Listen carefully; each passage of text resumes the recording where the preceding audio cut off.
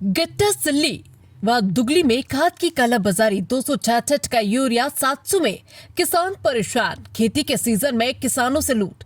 DAP 1350 की 2100 में बिक रही। सोसाइटी में खाद फिर भी महंगी, खरीदने को मजबूर किसान। प्रशासन के दावे फेल।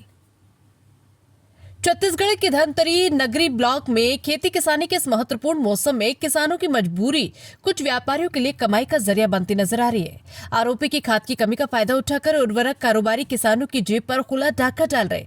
प्रशासन पारदर्शिता और निर्धारित दरों पर खाद वितरण के दावे कर रहा है, लेकिन जमीनी हकीकत इन दावों को चुनौती देती दिखाई दे रही।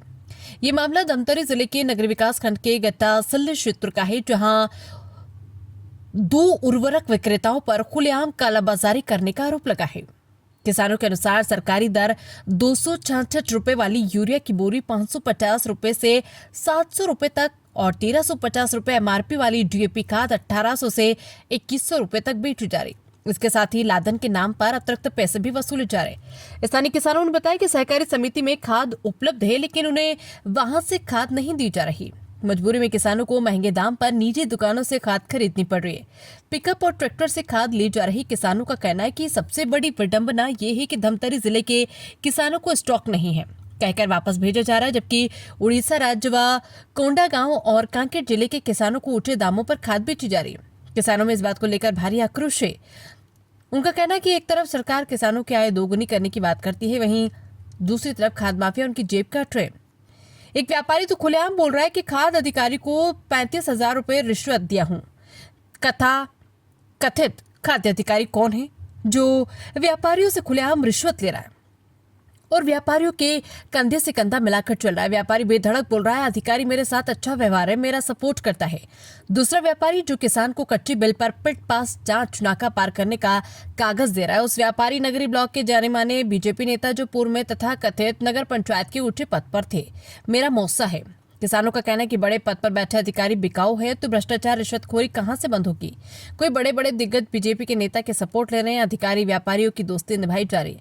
किसानों ने जिला प्रशासन और कृषि विभाग से मांग की है कि मामले की जांच कर दोषी व्यापारियों व रिश्वतखोर अधिकारी के खिलाफ एसेंशियल कमोडिटीज एक्ट 1955 के तहत कड़ी कार्रवाई की जाए और क्षेत्र में खाद का वितरण निर्धारित दर पर सुनिश्चित किया जाए।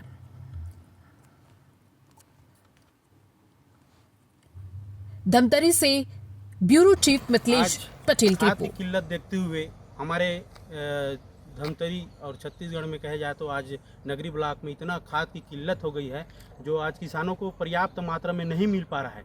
लेकिन आज देखते हैं आज कि इन किसानों को जो भी यहाँ बस्तर से आए हुए हैं, गमरी के करके गांव से आए हुए हैं हमारे भाई लोग, किसान लोग, वो लोग आज यहाँ से गट्टा सिली से खरीदे हुए हैं और दुकान वाले का संचालक का नाम भी बता रहे हैं, मिश्रा कृषि केंद्र से खरीदे हैं और प्रति बोरी 500 रुपये बोरी प्लस लादन के रूप में और इनको दिया जा रहा है, जो बहुत अन्याय है।